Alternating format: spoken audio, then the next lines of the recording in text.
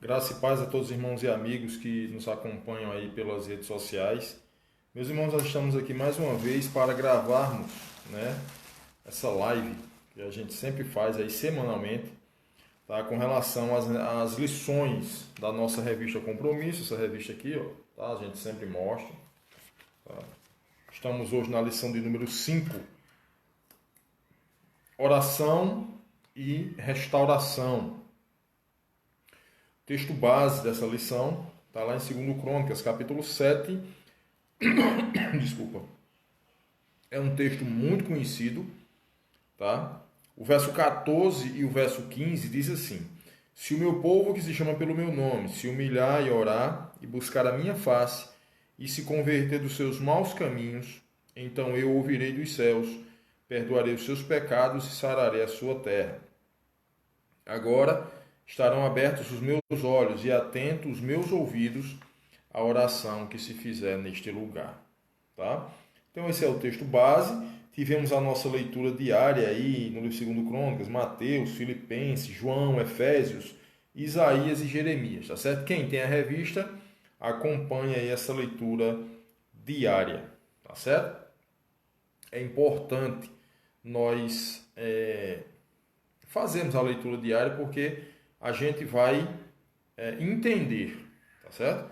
A gente vai entender o que, na verdade, a lição quer nos falar, tá certo? Eu estou até com vontade, não sei se vou fazer isso, mas eu estou com vontade de, a partir, daqui a pouquinho, quando eu terminar a live, tá bom? Vou estar postando aí na minha página no Facebook, eu vou estar postando essa parte da revista onde tem a leitura diária, tá bom? Que é para você ter a base aí do que você vai estar lendo todos os dias, né? A partir da segunda, né? Da terça, quarta, quinta até o domingo, tá certo? Então a gente vai estar postando aí para vocês essa parte aí onde tem dia a dia com a Bíblia da nossa revista, tá bom? Então vamos orar, pedir a Deus que nos ajude, nos abençoe, para que a gente possa estar ministrando a sua palavra de uma forma tranquila, de uma forma íntegra e que venha agradar a Ele, né? Ele é o dono da obra, não somos nós. Quem somos nós para mandarmos ou ditarmos regras em alguma coisa? Na verdade, Ele é que é Senhor, tá bom? A gente é somente servo. Então vamos orar. Senhor nosso Deus e Pai, nós te agradecemos por mais esse dia. Agradecemos ao Senhor por tudo que o Senhor tem feito. E lhe pedimos, Pai, que o Senhor nos ajude a vencermos os obstáculos que a vida nos traz. Que o Senhor possa nos abençoar para que possamos, Deus, a cada dia estarmos com a mente aberta, com o coração aberto para aprendermos mais da Tua Palavra. Abençoa os meus irmãos que irão estar presentes nessa live, como também aqueles, ó Deus, que posteriormente irão estar vendo através de um vídeo. Que o Teu nome possa ser glorificado. Nos ajuda, perdoa os nossos pecados, nós oramos e nós agradecemos em nome de Jesus. Amém. Então, o título da nossa lição é Oração e Restauração. Vamos entender, né, o que a Bíblia está falando com relação a essa restauração, tá bom? Então, o nosso texto, a nossa introdução diz o seguinte: o texto de 2 Crônicas 7, 14 e 15 foi o título, né? Foi o texto áureo que a gente leu, retrata uma das promessas mais importantes das Escrituras Sagradas. Tá? Ela foi proferida há aproximadamente 3.000 anos, por ocasião da inauguração do templo. Nessa ocasião que a gente leu aqui, tá certo? Nesse texto que a gente leu, Salomão ele tinha terminado o templo, a casa de Deus. Tá certo? Lembrando que a ideia da construção do templo, tá certo? Originou-se no coração de Davi, tá bom? Davi como homem segundo o coração de Deus, a Bíblia diz que Davi teve a ideia, Davi apresentou a ideia a Deus, e a Bíblia diz que Deus se agradou dessa ideia. Deus ele disse, não, eu quero uma casa, que o meu nome esteja nela perpetuamente, a ideia é ótima, mas eu não quero que essa casa seja construída por suas mãos. Davi ele tinha matado muitas pessoas, né? Davi ele vinha carregando nas costas o pecado de um adultério, coisas desse tipo, tá bom? foi perdoado por Deus, foi perdoado. A Bíblia diz que ele continuou sendo um homem segundo o coração de Deus, porém Deus disse, eu não quero que você construa essa casa. Tá certo? Quem vai construir essa casa vai ser seu filho. E nesse caso aqui foi Salomão, edificado por Salomão. A festa durou 22 dias. Ao final, Salomão mandou o povo para suas casas e ficou só no seu palácio, pensando como seria o seu reinado, tendo a presença física do templo. Então, o rei que Israel teve, que teve vamos dizer assim, o prazer de reinar, tá certo? E ao mesmo tempo ter uma casa dedicada ao Deus Todo-Poderoso foi Salomão, tá certo? Então Deus dirigiu ao rei Salomão estas palavras. Deus estava revelando uma coisa muito importante para o rei Salomão. Deus estava prometendo curar a terra, isto é, restaurar a nação. A gente precisa entender o seguinte: quando isso não é uma questão de troca, tá certo? Porque muitas pessoas podem pensar, se eu fizer isso para Deus, Deus ele vai me retribuir com isso. Não. Deixa eu explicar a vocês o que é que acontece, tá? Deus ele não perde para homem nenhum. Homem nenhum. A Bíblia diz que o homem é falho, Deus é todo-poderoso. A Bíblia diz que o homem é pó e cinza, Deus é eterno. Então Deus ele não vai perder para homem algum, tá bom? Em tudo, em santidade, em palavra, enfim, Deus ele não perde para homens. O que acontece é o seguinte: Deus ele analisa a intenção do coração do homem, que a Bíblia diz que o coração do homem é mau. Então Deus ele analisa a intenção do coração do homem. Deus conhece o nosso coração. E a partir do momento que Deus ele conhece o nosso coração, ele sabe das intenções do coração. Ele sabe daquilo que está dentro do meu coração. Ele sabe que ele me der isso ou aquilo, eu posso utilizar para o bem, para o mal, ou posso utilizar para a glória dele. Tá certo? Se nós utilizarmos para a glória de Deus, claro que vai ser utilizado para o bem. A gente não precisa nem questionar isso. Tá certo? Mas a gente precisa entender que Deus conhece os nossos corações e ele não nos retribui, a gente não merece nada. Se Deus ele chegasse hoje para mim e para você e dissesse assim, ó, eu não vou lhe abençoar mais daqui para frente, a gente já estava no lucro, meu irmão. Porque ele nos abençoou até aqui. Se ele dissesse, a partir de hoje eu não vou lhe dar mais nada, nós já estaremos no lucro, porque nós não merecemos nada. A Bíblia diz que nós merecemos o inferno, mas pelo sacrifício de Cristo, naquela cruz do Calvário, tá? Nós encontramos vida e vida em abundância. É isso que a palavra de Deus diz, tá certo? Como resultado da oração, isto nos ensina que assim como uma pessoa ou família pode adoecer, uma nação também pode ficar doente. Quem acredita nisso? Quem estiver na live pode falar. Quem não estiver vendo através de um vídeo, pode deixar nos comentários. Da mesma forma que uma pessoa adoece, será que uma nação também adoece? Vamos trazer para... A gente não pode falar das outras nações, porque a gente só vê a questão da notícia, a gente só vê a questão distante. Tá? A gente precisa falar da nossa nação, o Brasil, onde nós vivemos. A cidade que nós vivemos, a gente sabe do que acontece. Então vamos trazer para o nosso país, para o Brasil. Tá? Será que o Brasil está doente? Será que a nação brasileira ela está doente? Se nós percebermos uma coisa, a gente vai entender o seguinte: a nação ela está em UTI. Tem um ditado que diz assim: fulano está na UTI, está batendo só o coração. O Brasil está desse jeito.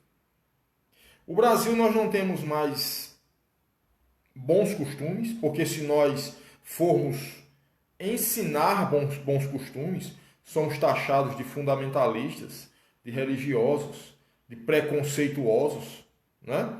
O Brasil hoje está, vamos dizer assim, deitado, né? Está no colo de um grupo LGBT, onde a gente não pode dizer Absolutamente nada. Porque podemos ser taxados como homofóbicos, como fundamentalistas, misóginos, enfim, meu irmão.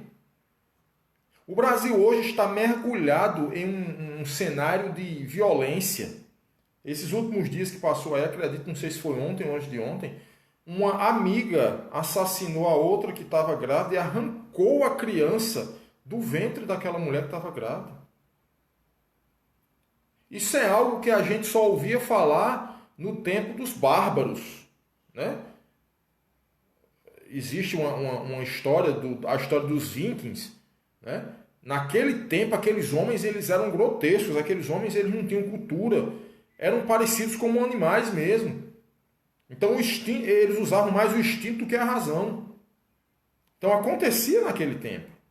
Mas a gente está vendo no Brasil hoje coisas que a gente nunca pensou em ver. Então a nação ela está doente, ela está enferma. E o único remédio para essa nação é Deus, meu irmão. Mas só que muitas pessoas não querem buscar a Deus. Se a gente analisar direitinho, muitas pessoas não querem correr atrás de Deus. Pelo contrário, as pessoas querem que Deus esteja fazendo os nossos deleites e caprichos. As pessoas querem que Deus esteja ao meu dispor. Enquanto que é o contrário. Eu preciso estar à disposição de Deus para fazer a sua vontade. Mas isso que eu estou falando aqui, para a nação doente, isso é um absurdo. Isso é um absurdo. Eu me lembro de um tempo em que eu era criança nessa época, eu me lembro de um tempo quando a gente chegava, né? A gente, principalmente no domingo, meio-dia, tá? Era de costume, eu nem sei se hoje existe mais isso, para ser sincero, eu nem percebi mais isso. Mas há 30 anos atrás, tá? 35 anos atrás, todo domingo, meio-dia, as rádios, pelo menos aqui na minha cidade, elas tocavam o hino nacional brasileiro. E a gente via pessoas onde estivessem. Essas pessoas paravam, né? Muitas delas, se tivessem com um chapéu, um boné, tiravam aquele chapéu, aquele boné. Muitas paravam onde estivessem, colocavam a mão direita sobre o peito, como um sinal de reverência à nação. Hoje em dia a gente não vê mais isso. Crianças, quando iam para a escola, os professores tinham o prazer de, antes das aulas começarem, cantarem o hino nacional. Isso hoje é um absurdo, isso não existe.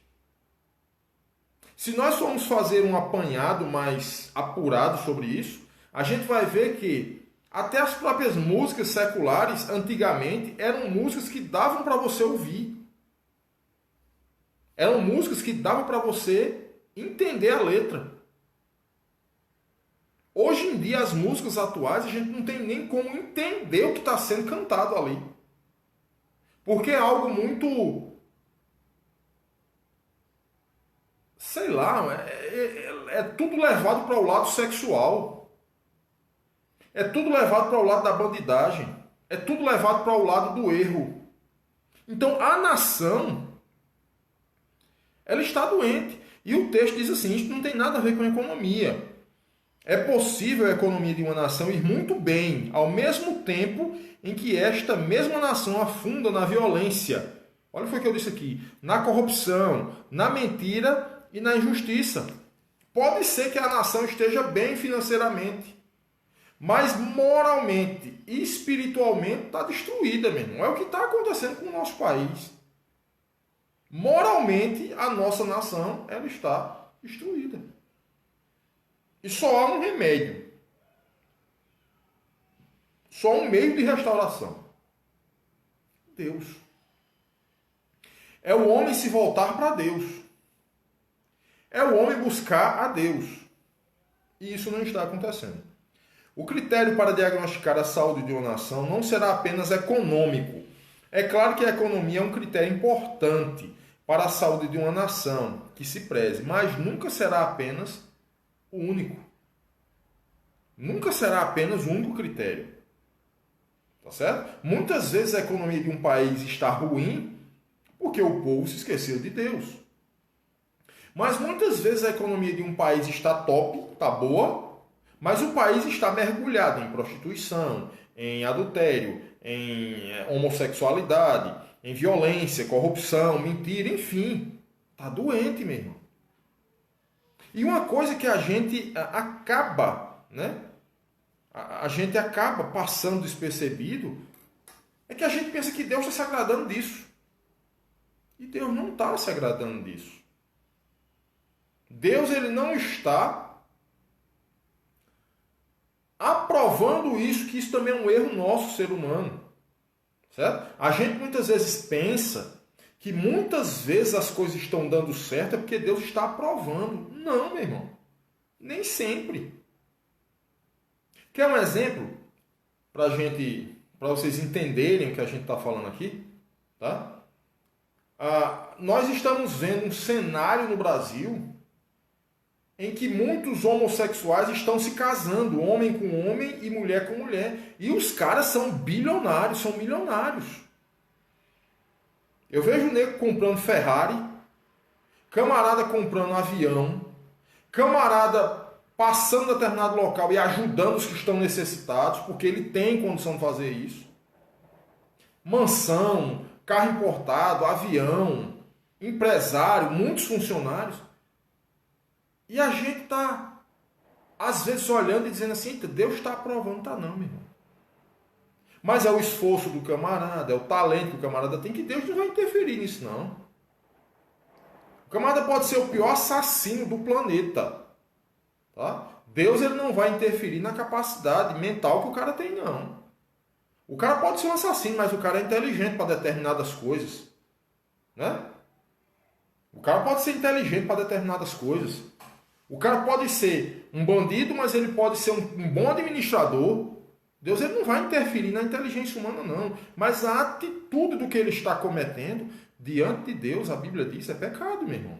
E Deus ele não pode apoiar isso, aprovar isso. Então, nós temos em mente que o camarada ele pode estar totalmente errado nas suas práticas. Mas se ele estiver financeiramente bem, Deus está aprovando, Deus está com ele. E nem sempre isso acontece. Nem sempre. Há uns 30 dias atrás, eu acredito, né? Eu estava conversando com a mãe e ela tem um filho que faz parte de uma determinada seita dessas por aí. E o camarada tem uma mega casa, um emprego federal, carro importado. E eu conversando com a mãe desse menino, ela dizendo assim, meu filho está muito bem. E eu pensando comigo, eu disse, meu Deus, o que é que para essa mulher é sinônimo de bem? De felicidade? Às vezes a gente fica sem entender. Porque nós só olhamos para as coisas daqui dessa terra. E esquecemos que nós somos eternos. Esquecemos que um dia nós vamos partir para uma eternidade, que essa eternidade pode ser ao lado de Deus e pode ser longe de Deus. Aí eu volto para aquela parábola que Jesus contou. Jesus disse que um homem muito rico, um fazendeiro, era possuidor de, né, tinha muitas posses. E ele um dia olhou para os seus celeiros e disse assim, goza minha alma, folga minha alma, porque eu tenho tudo e nada me faz falta. Né? Eu não preciso de nada, eu tenho tudo. E a Bíblia diz, o próprio Senhor Jesus disse que uma voz ecoou do céu e disse, louco, hoje vão te pedir a tua alma. E o que você tem preparado? Riqueza o cara tinha de sobra, dinheiro o cara tinha de sobra. Mas espiritualmente o cara estava arruinado, meu irmão. Ele estava perdido. Isso acontece nos nossos dias. As pessoas estão perdidas, as pessoas estão caminhando a passos de gigante para o inferno. E porque eu tenho um carro importado, uma casa, um bom emprego, as pessoas olham para mim e dizem, eita, esse cara está bem. Bem nada, meu irmão. Esse cara está mal.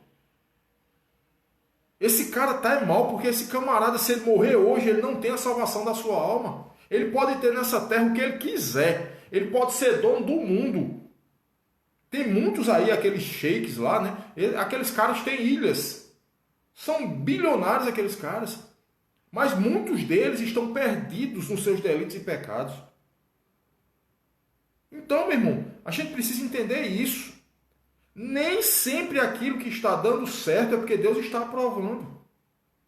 Aí vem o outro lado da moeda também. Nem sempre aquilo que está dando errado é porque Deus está punindo. Não. Eu já ouvi pessoas dizerem o seguinte, que o crente ele não pode passar por dificuldade, nem por aperto, nem por necessidade, porque se ele passar por isso, ele está em pecado. Ligeiro engano. Muitas vezes Deus está tratando, muitas vezes Deus está falando, muitas vezes Deus está orientando, e muitas vezes é consequência da vida mesmo. Num cenário econômico que nós estamos vivendo. Mas o que a gente não pode deixar desfalecer é a nossa fé, meu irmão. Isso não pode. Então, nesse caso aqui, o autor da revista da lição, ele diz o seguinte, ele diz que a nação ela pode estar em um fator econômico maravilhoso. Porém, espiritualmente está arruinada. A questão é que quando uma pessoa adoece, é preciso procurar um médico, tomar remédio, fazer uma cirurgia se for preciso, fazer uma terapia, fazer o necessário para recuperar a saúde. Mas o que é que a gente precisa fazer quando uma nação inteira adoece? Olha essa pergunta. O que é que a gente precisa fazer para que quando uma nação inteira ela adoece? O que é que a gente precisa fazer? Que remédios precisam ser tomados? Que medidas terapêuticas precisam ser adotadas? E ainda mais, quem serão os agentes da cura? Eu gravei um vídeo agora há pouco, eu postei aqui no Facebook. Tá? Acredito que a irmã Joselita, ela viu, que eu vi que ela curtiu o vídeo lá. Tá? Uma pessoa, eu falei sobre a homossexualidade, lá no meu canal no TikTok. E muitas pessoas disseram, não, a gente concorda e tal, é pecado, enfim. Muitas pessoas disseram isso. Mas teve uma pessoa, tá lá no vídeo, teve duas pessoas na verdade. Uma das, ela disse, olha, eu sou evangélica. Não concordo com o homossexualismo. Mas eu gostaria de lhe pedir, a pessoa dizendo a mim, Davi, tá? Eu gostaria de pedir que o senhor saísse da cadeira de Deus, o senhor não é Deus, o senhor está julgando. Meu irmão, eu não estou julgando pessoas. Pelo contrário, a Bíblia manda que a gente ame as pessoas. E nós, evangélicos, amamos todos os homossexuais. É tanto que nós somos contra agressão, maltrato, humilhação, usar palavras pejorativas, maltratar, bater, matar. Nós somos contra. Os evangélicos genuínos do Brasil e do mundo são contra isso. Porque nós não podemos condenar a prática e maltratar as pessoas de forma nenhuma. Nós precisamos condenar a prática, que é bíblico. A Bíblia diz que as obras das trevas elas têm de ser condenadas. As obras, não são pessoas não, as obras. E tentar tirar aquelas pessoas daquele caminho. Olha o que é que o autor está perguntando aqui. Quem serão os agentes de cura? Quem é os agentes de cura, meu irmão? Da nação. Será que você precisa descer um anjo do céu para curar a nação? Será que você precisa descer um anjo do céu para que Deus ele fale à população? Não, meu irmão, somos nós que precisamos falar. Eu não vou falar, Davi, com relação ao homossexualismo porque é crime, é homofobia. Não sabem nem o que é homofobia. A Constituição Federal e a Bíblia Sagrada, tá? Elas dizem que eu posso ter minha expressão. Eu não posso usar palavras pejorativas, isso é bíblico também. Mas nem tudo é homofobia. As pessoas estão usando a palavra homofobia sem nem saber o que é. Homofobia é aversão. Eu vejo um homossexual aqui, eu tenho vontade de matá-lo, de agredi-lo, tá? De tirar o cabo da minha frente. Eu não consigo olhar para ele, isso é uma doença. Homofobia é uma doença. Homofóbico. Tem uma fobia nisso aí. Tá certo? Então, nem tudo é homofobia, meu irmão. Nem tudo é homofobia. Mas tudo que nós vamos falar em relação a esse assunto é porque é homofóbico, é misógino, é racista, é isso, é aquilo. Meu irmão, nós estamos falando para que as pessoas entendam que Deus ele não aprova esse tipo de atitude. Só isso. Para que lá na frente, quando essa pessoa que pratica essa atitude, essa ação, ela não chegue diante do Senhor sem saber de nada, porque Deus é justo. Deus, ele jamais iria condenar uma pessoa sem que ela esteja plena e consciente nas suas faculdades mentais de que aquilo é errado. Ela pode até dizer, não, o que eu estou fazendo é certo. Tá? O que eu estou fazendo não tem problema nenhum. Ela pode até dizer isso. Mas nós, como agentes de cura, nós precisamos estar mostrando a essas pessoas que o caminho que elas estão seguindo é errado. E eu estou dando um exemplo do homossexualismo. Mas existe adultério, que é pecado, e ninguém vê. Fornicação é pecado, e ninguém fala. Roubo é pecado, falar da vida dos outros é pecado, menosprezar o irmão é pecado. E N coisas que a gente precisa alertar, o povo precisa se arrepender. É isso que a gente precisa fazer. E os agentes de cura, quem são? Somos nós. Que temos o conhecimento das Escrituras Sagradas e precisamos passar esse conhecimento. Vamos ao texto. A primeira coisa que quero chamar a sua atenção é para o fato de que esta promessa se inicia com uma convocação dirigida exclusivamente para o povo de Deus.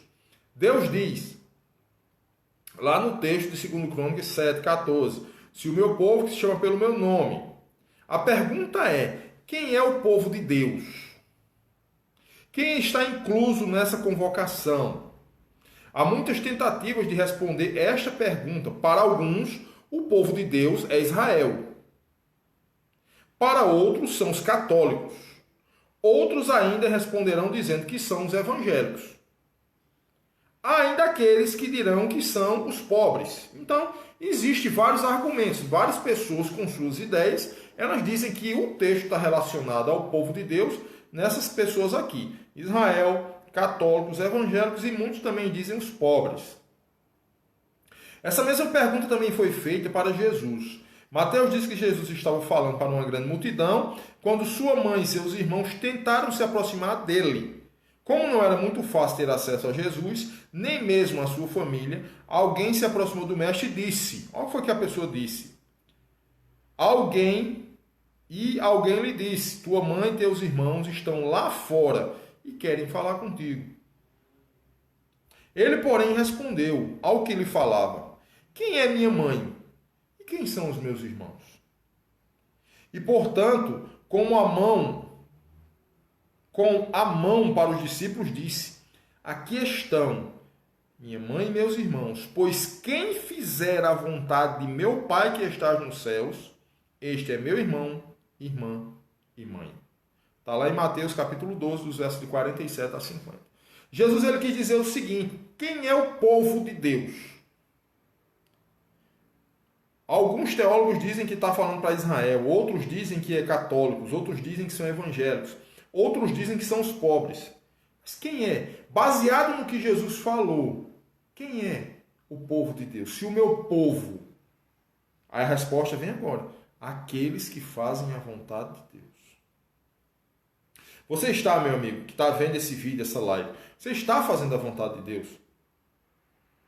Se você estiver fazendo a vontade de Deus, você é povo de Deus. Aí só você vai saber se realmente você está fazendo a vontade de Deus. Tá? Se as práticas da sua vida condizem com a vontade de Deus. Então aí é você que vai dizer isso. Antes de Jesus, as Escrituras Sagradas apresentavam como povo de Deus todos os ascendentes de Abraão, povo de Israel, a gente sabe disso. Sendo assim, o conceito de povo de Deus tinha a ver com a etnia, com descendência, com árvore genealógica. Mas a partir de Jesus, o conceito de povo de Deus passou a ser percebido de outra forma. Jesus disse que o povo de Deus é todo aquele que faz a vontade do Pai. O povo de Deus é todo aquele que faz a vontade do Pai. Deixa eu dizer uma coisa a vocês.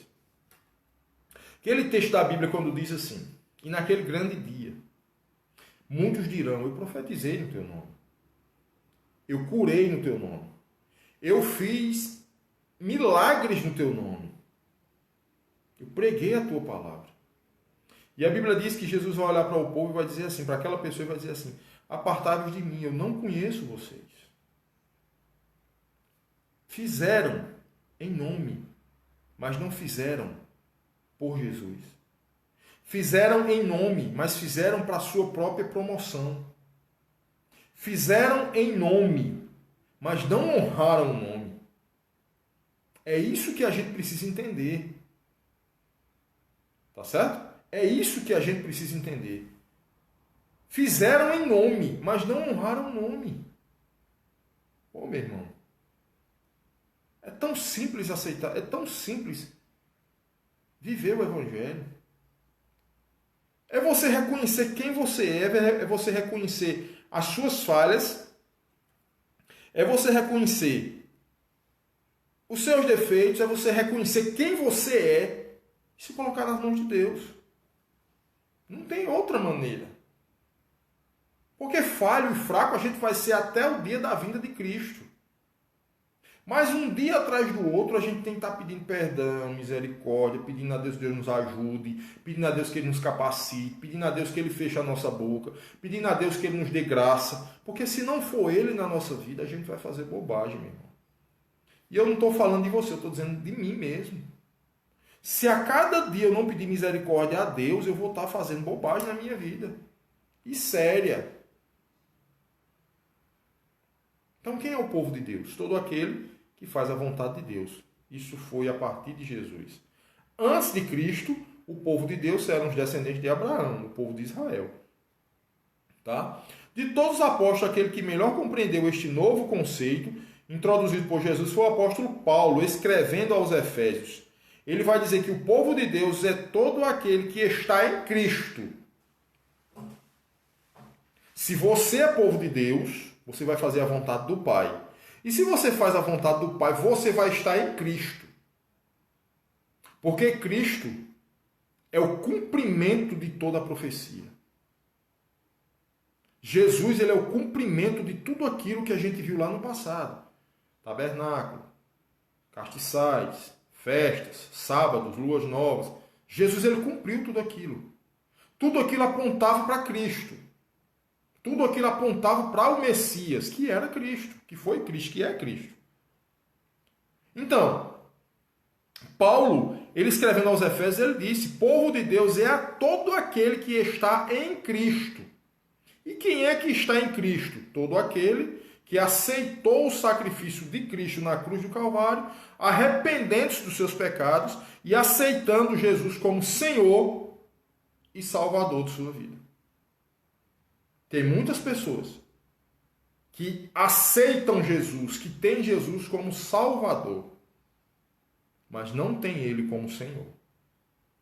É necessário aceitá-lo como Salvador e como Senhor. Aquele que guia a sua vida, aquele que rege sua vida, aquele que está com você todos os dias, comandando os seus passos. Esses são verdadeiramente o povo de Deus. Tá? O apóstolo está nos ensinando é que o conceito de povo de Deus foi ampliado. Naquela época, o conceito de povo de Deus, né, era os israelitas, né? E foi ampliado, meu irmão. Não é mais possível se definir povo de Deus por critérios étnicos, raciais, culturais, geográficos. Acabou isso. Agora só existe apenas um critério universal capaz de determinar quem faz parte do povo de Deus. Que critério é esse? Esse critério é Cristo, o que a gente falou. Quem está em Cristo faz parte do povo de Deus. A pergunta que eu vou deixar na live e a pergunta que eu vou deixar no vídeo, que você pode estar vendo esse vídeo. Você verdadeiramente é povo de Deus? Você está em Cristo, não é com Cristo, é em Cristo. Cristo, ele é Senhor e Salvador de sua vida, se ele for.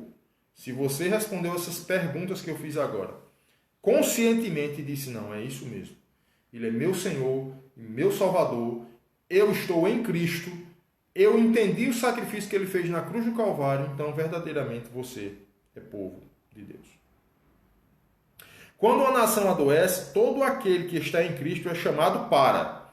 Quando uma nação adoece, a gente está falando sobre a doença da nação, pecado, tá? Quando uma nação adoece, todo aquele que está em Cristo é chamado para. Chamado para quê? Humilhar-se. Primeira questão. Se o meu povo, que se chama pelo meu nome, se humilhar. É o primeiro ponto do texto lá de 2 Crônicas, capítulo 7, verso 14. Se o meu povo, que se chama pelo meu nome, se humilhar. Humilhar-se é o primeiro passo que todo aquele que está em Cristo precisa dar a fim de que uma nação seja restaurada. Dar a fim, humilhar-se é admitir seus pecados e erros. Humilhar-se é se despir de arrogância. Meu irmão, quantas pessoas estão doentes e continuam arrogantes? É se despir do orgulho. Humilhar-se é saber que a resposta que buscamos não virá por causa das nossas virtudes, mas sim por causa da bondade de Deus. Aquilo que eu falei no início. Ninguém barganha com Deus. Deus ele não perde para homem nenhum.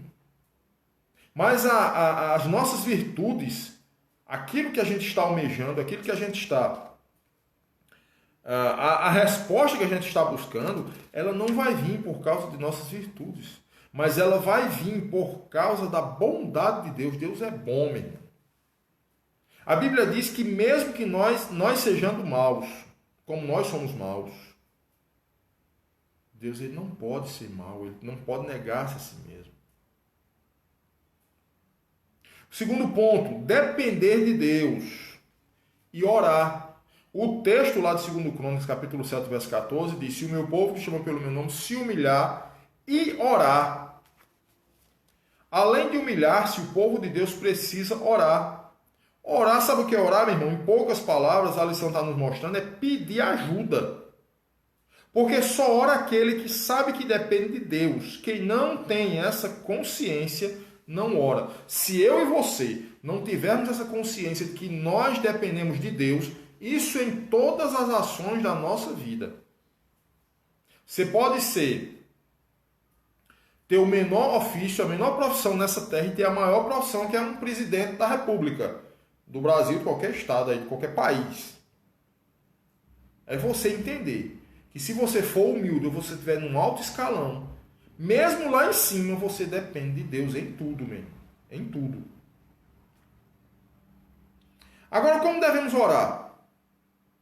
Aí nós temos aqui 3 pontos que nos diz como nós devemos orar. O primeiro ponto diz assim: precisamos aprender a orar por todas as coisas. O apóstolo Paulo, escrevendo aos Filipenses, vai dizer: não andeis ansiosos por coisa alguma, pelo contrário, sejam os vossos pedidos plenamente conhecidos diante de Deus por meio de oração e súplica com ações de graça. Filipenses 4:6. Isso significa dizer que não há nenhuma área em nossas vidas sobre a qual possamos proclamar autonomia em relação a Deus. Não existe nenhuma dimensão da nossa existência que deva ficar de fora da nossa vida de oração.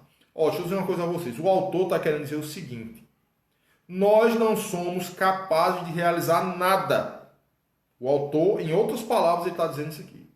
Nós não somos capazes de realizar nada sem a orientação de Deus. Você vai dirigir seu carro. Deus, abençoa para que o Senhor me conduza por lugares que eu não seja assaltado, que não eu colida com ninguém, que não tenha acidente. Deus, eu estou namorando com aquela pessoa, eu queria uma resposta do Senhor se eu continuo esse namoro, se eu não continuo. Eu gravei um vídeo agora há pouco, postei no meu canal no TikTok, postei no Facebook, postei lá no Instagram e postei também no YouTube. Tá? Existem coisas que você não precisa perguntar a Deus, eu faço ou não faço? Já tem coisas que são pré-definidas. E eu citei um exemplo lá no vídeo que eu gravei. Uma menina está namorando com um rapaz e quando o rapaz ele fica, estressado, enfim, os estresses da vida, ele dá murro na parede. E essa moça ela vai perguntar ao pastor, ao professor, ao mestre, enfim, ela vai perguntar a alguém que tem mais experiência do que ela, o que ela deve fazer. Será que Deus está aprovando aquilo ali? Será que Deus quer usá-la para que ela mude a vida daquela pessoa? Nem sempre. Muitas vezes as evidências estão mostrando que você precisa sair de perto dessa pessoa. Por quê? Porque vai chegar um dia que ele vai cansar de dar murro na parede e vai querer dar murro em você. Eu gravei esse vídeo e postei lá. Então, tá na cara que tá errado. Tá na cara que vai dar errado isso aí. Tá na cara que você vai sofrer. E Deus não quer que você sofra, meu amigo. Deus ele não te fez para sofrer. Pelo contrário, Deus te fez para que você tenha uma eternidade junto dele. Então, em todas as atitudes, as ações da nossa vida, nós precisamos de Deus.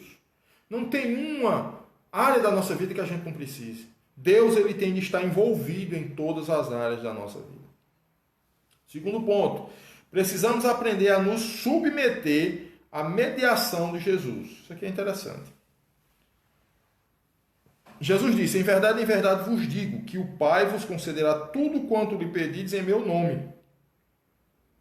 João 16, 23. Por que orar em nome de Jesus? Tem muita gente que não sabe disso aqui, né? Por que orar em nome de Jesus? Basicamente por duas razões. A primeira, porque nós só temos acesso a Deus pelo que Jesus fez por nós na cruz do Calvário.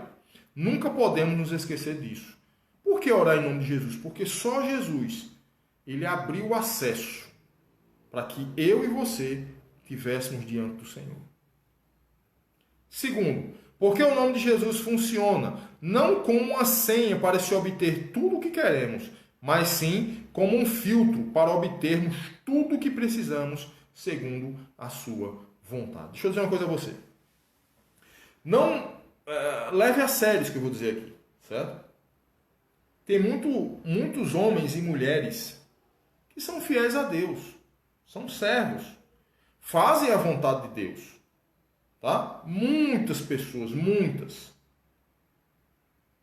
E essas pessoas vão partir para a eternidade sem ter uma casa, sem ter um carro, sem ter um mega emprego.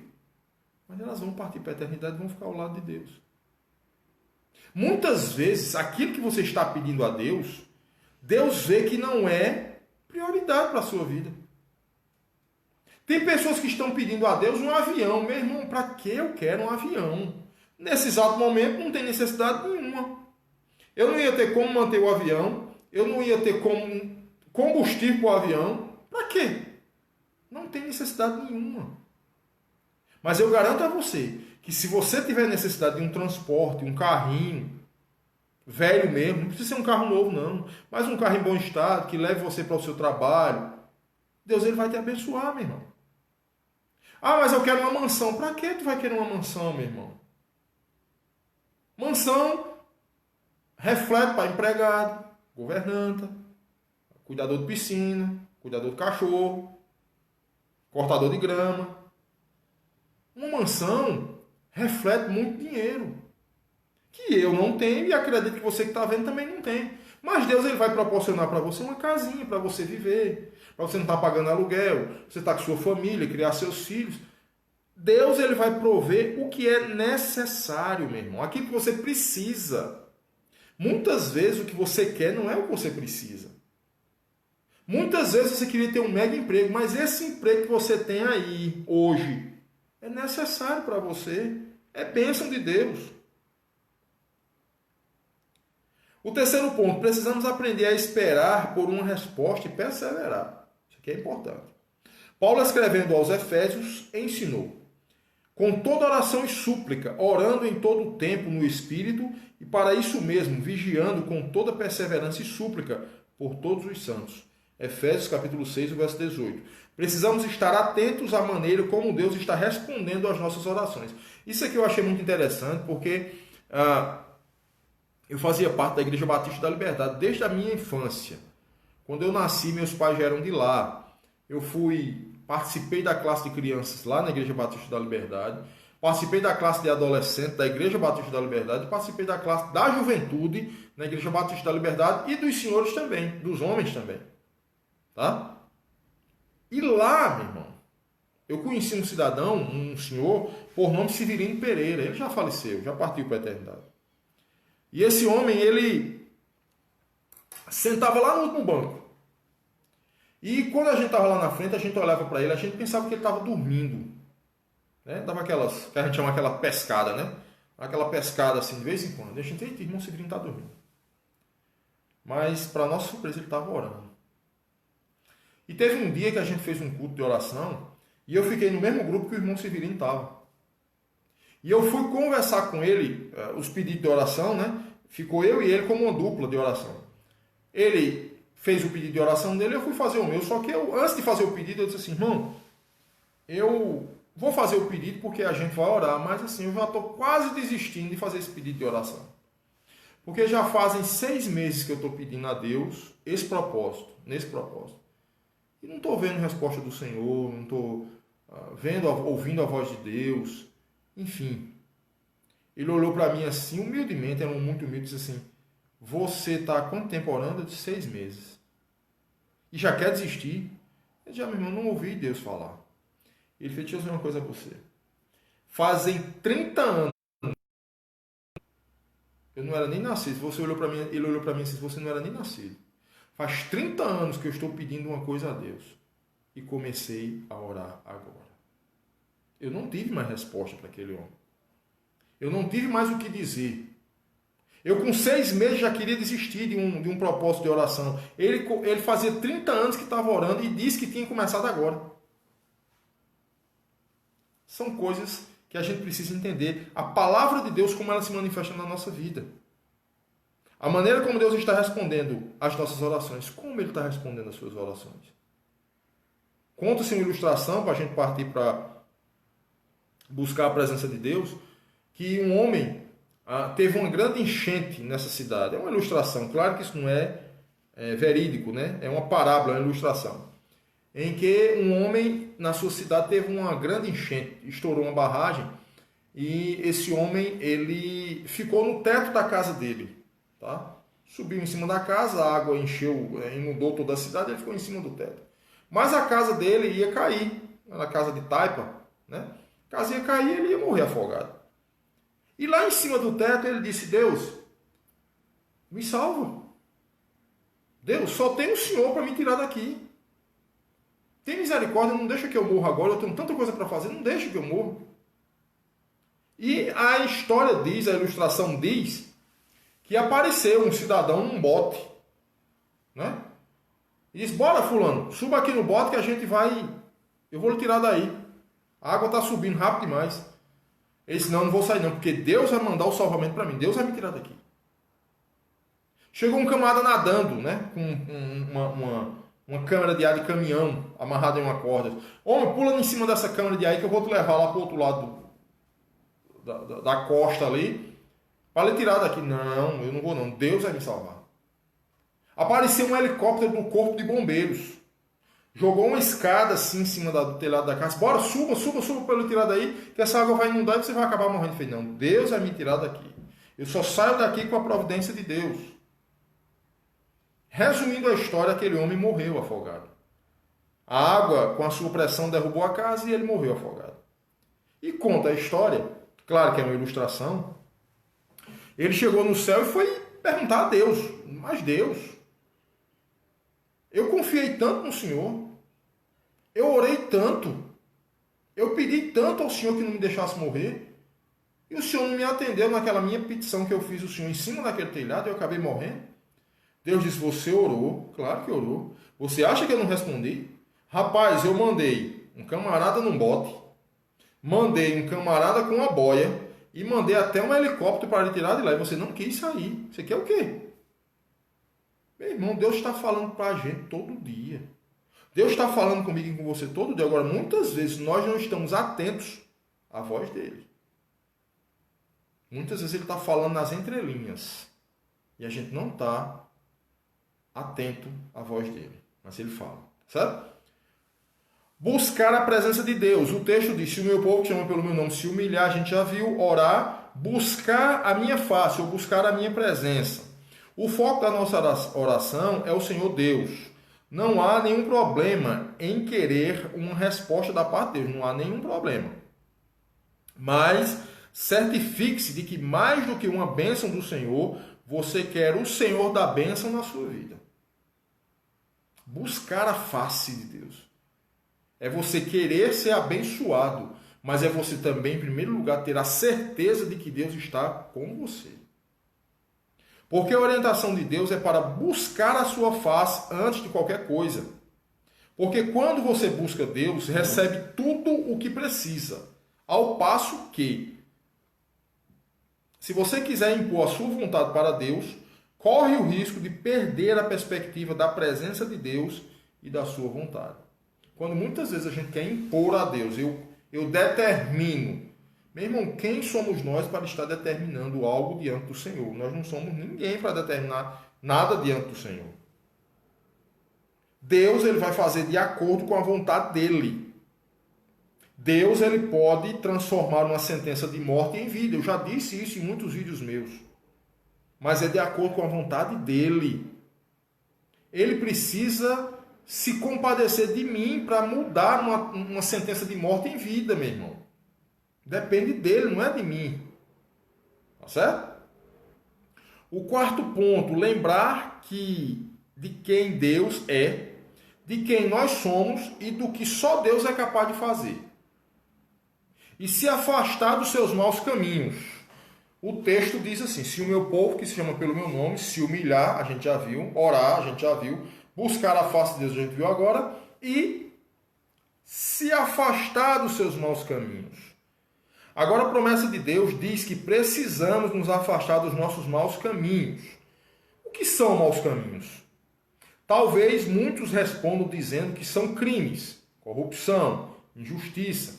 Mas nós precisamos ter em mente que estas palavras não foram dirigidas para homens maus. Essas palavras aqui de 2 Crônicas, capítulo 7, 14 e 15, não foram dirigidas para homens maus, criminosos, mas sim para o povo de Deus. Estas palavras apelam para a nossa capacidade de recordação.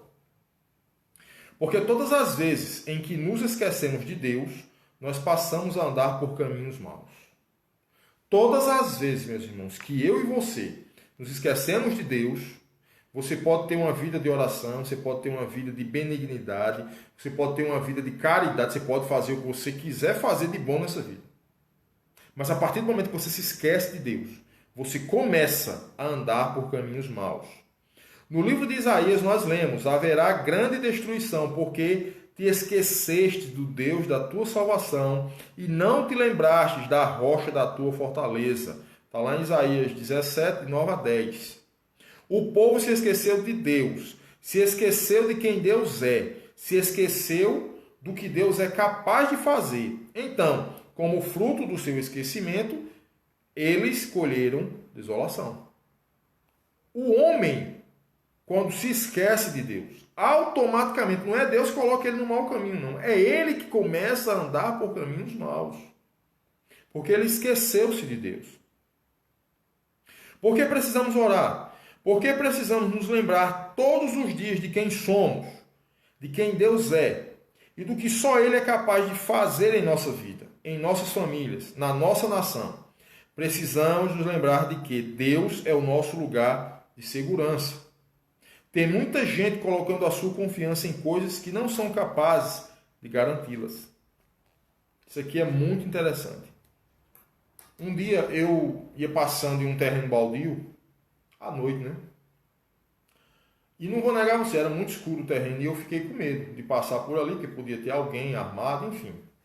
Mas quando lá na frente eu vi um giroflex do carro da polícia, que é aquele barulho da sirene, eu respirei fundo e disse: agora eu estou protegido.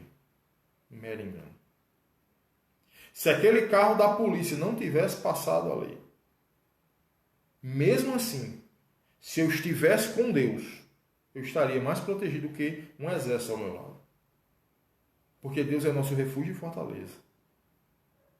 Podem ser coisas ótimas, mas podem desabar de uma hora para outra. Só Deus pode ser a nossa rocha. Quantas e quantas pessoas que nessa terra tinham empresas gigantescas e de uma hora para outra acabou. Faliram, ficaram pobres, deram um tiro no ouvido, se mataram. Porque estavam confiando em algo material, algo que eles estavam vendo, e não tinham a certeza de que o Deus eterno estava com eles. Há muitas coisas nas Escrituras sagradas, onde Deus diz que há coisas das quais precisamos nos esquecer. Entretanto, há muitas passagens em que Deus diz que há coisas das quais precisamos nos lembrar. Muitas passagens. Por quê? Porque quando o povo de Deus se esquece dessas coisas, nos desviamos pelos maus caminhos. Precisamos nos lembrar de quem Deus é, de quem nós somos e do que só Deus é capaz de fazer.